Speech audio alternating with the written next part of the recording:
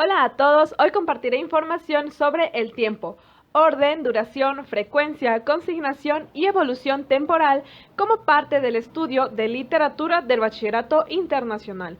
La información fue obtenida del libro Español A Literatura de Vicens Vives, disponible en español. Comencemos. ¿Qué es? El tiempo es el lapso o periodo en el cual se producen los hechos de la acción. Se pueden estudiar 5 cuestiones vinculadas con el tiempo y son: el orden, que es la forma en la que se presentan los hechos; la duración de las acciones y de su narración; la frecuencia con la que se narran los hechos; la consignación, que es la manera en la que se establece el paso del tiempo; y la evolución, que es el resultado de los 4 elementos anteriores analizados. Ahora profundizaré un poco más en cada uno. Y para mayor comprensión emplearé ejemplos audiovisuales aunque se trate de literatura. El orden temporal es la manera en la que se presentan los hechos en la historia. Si bien la acción se produce en un orden cronológico, muchas veces se narra en una forma distinta respecto a aquella en la que se producen los hechos. Con el siguiente cuadro explicaré los tipos de alteraciones del orden cronológico que se observan habitualmente en las obras. La anacronía es la narración o presentación de hechos fuera del orden cronológico del hilo central de la historia. Se pueden dar dos casos: la retrospección o analepsis, que es la introducción de acontecimientos anteriores a los que se están narrando, la cual se divide en 3 tipos: interna, que comienza y termina después del comienzo y antes del fin de la acción base; la externa, que comienza y termina antes del comienzo de la acción base; y la mixta, que comienza antes del inicio de la acción base y termina después del comienzo de la misma. También tenemos la prospección o prolepsis, que es la introducción de acontecimientos posteriores a los que se están narrando. Estos tienen 2 tipos, que sería la interna, que comienza y termina después del inicio y antes del fin de la acción base; y la externa, que comienza y termina después del fin de la acción base. También se da la acronía, que es la narración o presentación de sucesos que ocurren en un marco temporal indeterminado. Se debe conocer que la palabra flashback es utilizado a menudo para referirse a la analepsis y flash forward para referirse a la prospección. No obstante, hay que tener en cuenta que dichos términos, aunque describen lo mismo, son propios del lenguaje fílmico y no del literario, así que es importante evitarlos en las pruebas para que no se resten puntos. También el autor dispone el orden de los hechos de acuerdo con una infinidad de factores, que pueden ser el carácter de los personajes, la necesidad de suspenso o la necesidad de que los hechos se comprendan, entre otros. Ahora analizaremos este ejemplo.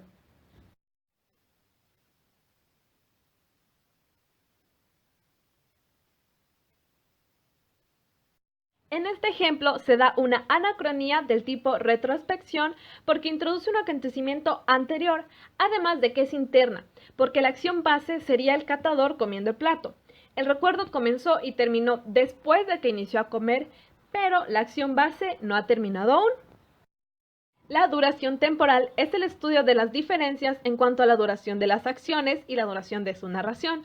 Puede que un hecho dure 3 años, pero su narración unos segundos, o algo que dure 5 minutos y su narración tome mucho más tiempo. Hay 3 procedimientos que producen tal diferencia.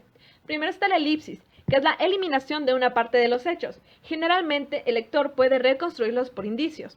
El sumario o resumen, telling, es una concentración de abundante cantidad de hechos en pocos párrafos. Y la escena o showing es la presentación viva de la actuación de los personajes y generalmente de sus diálogos.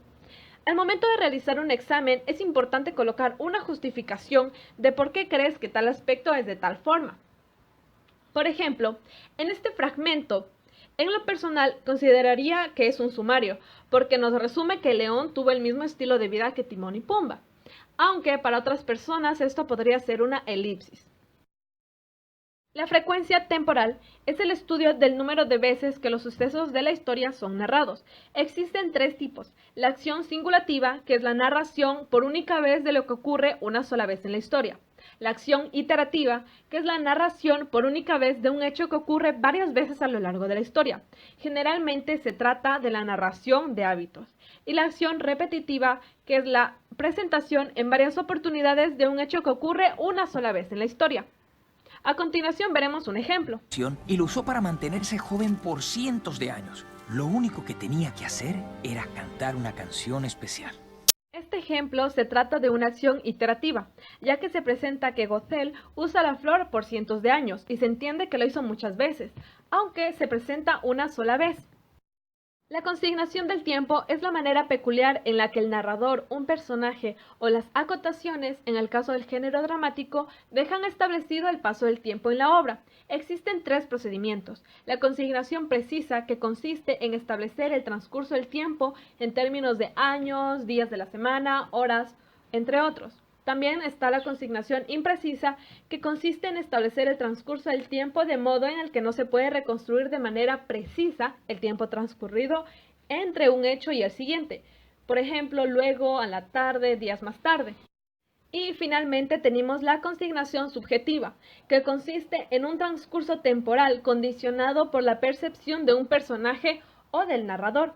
Por ejemplo, hacer el ensayo para Bob Esponja fue una eternidad. Finalmente, tenemos el estudio de la evolución del tiempo, que es el fin último del análisis del tiempo en una obra. Como elemento estructural, la evolución del tiempo contribuye a comprender el diseño o mapa conceptual de la obra. El siguiente es un ejemplo de un resultado hipotético de una evolución temporal. También tenemos que el análisis de la evolución del tiempo no es otra cosa que el resultado de la observación combinada de los elementos anteriores, que serían el orden, la duración, la frecuencia y la consignación. Eso es todo por este video, gracias por verlo y hasta la próxima.